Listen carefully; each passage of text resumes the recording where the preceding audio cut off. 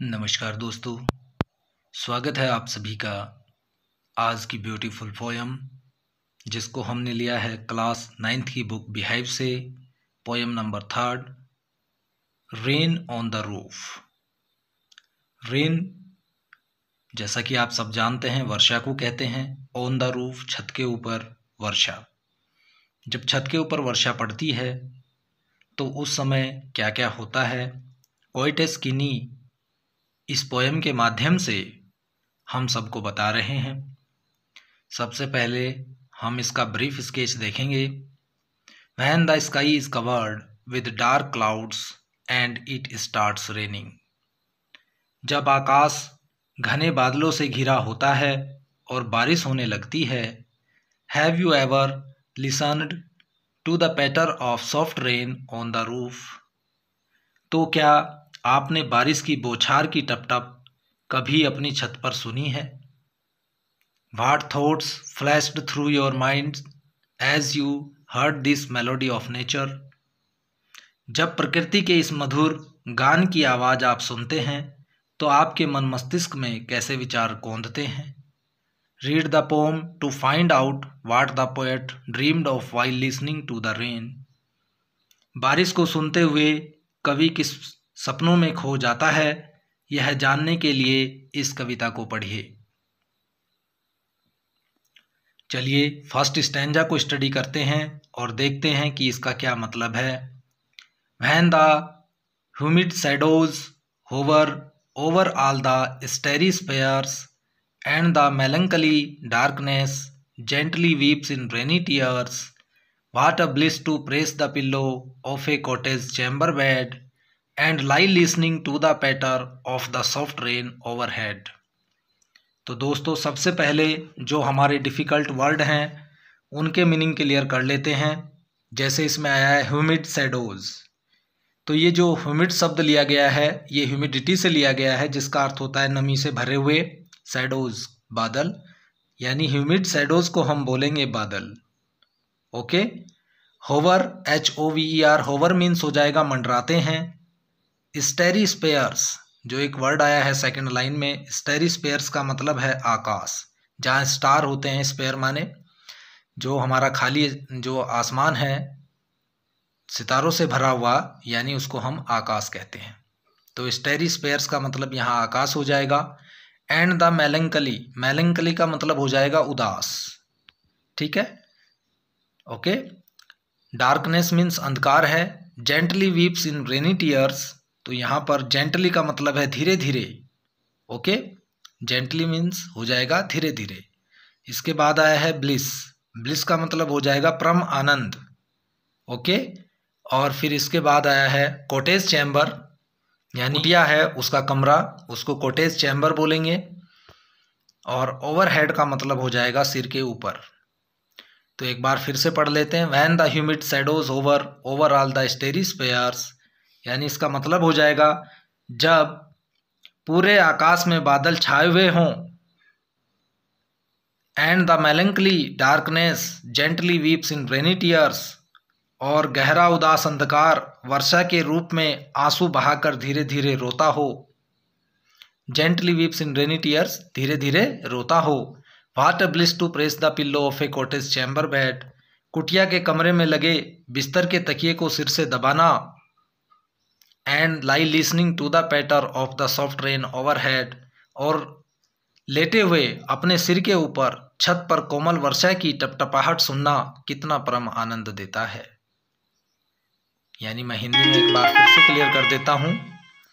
जब पूरे आकाश में बादल छाए हुए हों और गहरा उदास अंधकार वर्षा के रूप में आंसू बहाकर धीरे धीरे रोता हो, कुटिया के कमरे में लगे बिस्तर के तकिए को सिर से दबाना और लेटे हुए अपने सिर के ऊपर छत पर कोमल वर्षा की टपटपाहट सुनना कितना परम आनंद देता है।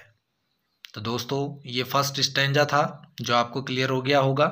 चलिए सेकंड स्टैंजा को देखते हैं, इसमें कवि क्या कहना चाहता है। Every tinkle on the shingles has an echo in the heart and a thousands dreamy fancies into busy being start and 1,000 recollections weave their air threads into woof as I listen to the patter of the rain upon the roof. अब देखिए इसमें जो हमारे difficult word हैं उनको मैं clear कर देता हूँ। टिंकल, टिंकल का मतलब होता है टन टन की आवाज़।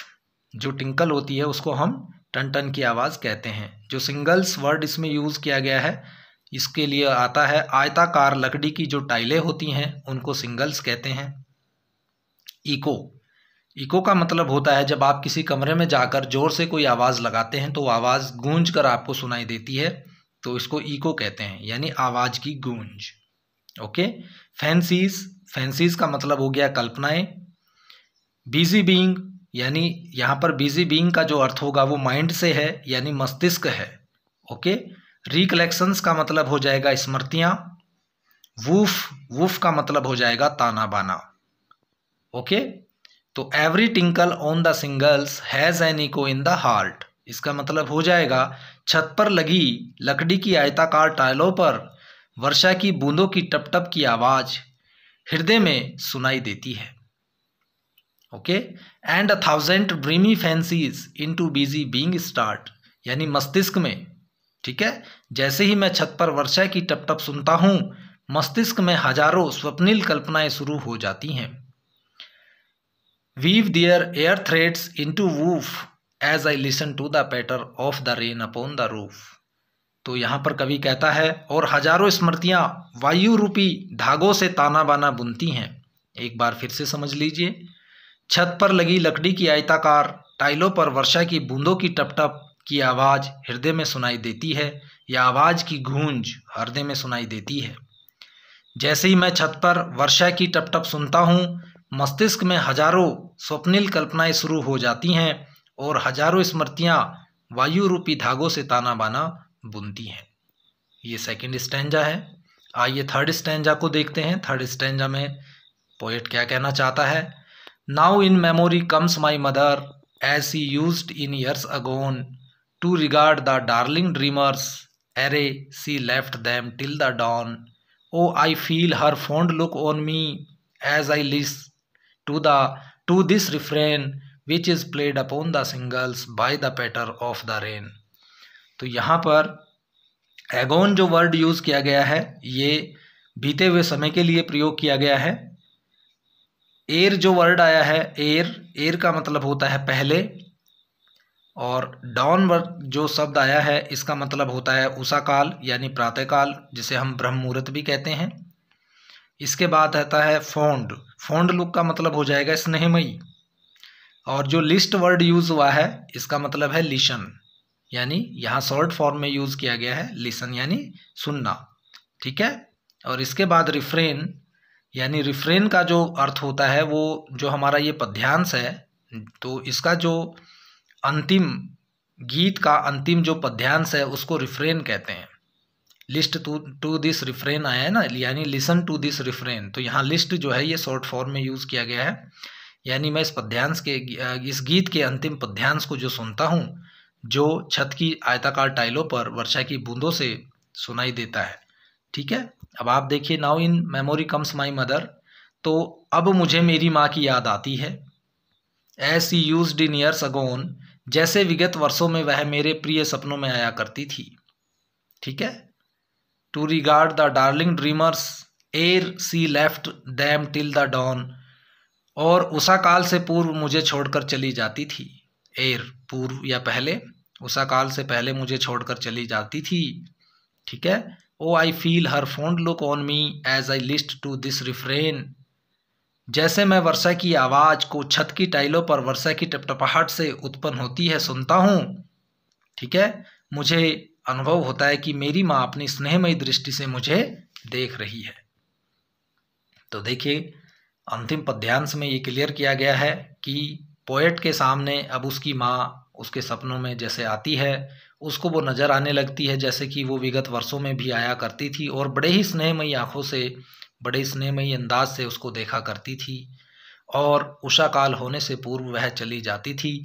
तो जैसे ही वह आयताकार टाइलों पर वर्षा की टपटपाहट को सुनता है तो गीत के अंतिम पद्यांश को सुनने पर उसको ऐसा महसूस देता है कि उसकी माँ बड़े ही स्नेहमयी आँखों से उसको देख रही है, बड़े ही प्रेम से उसको निहार रही है।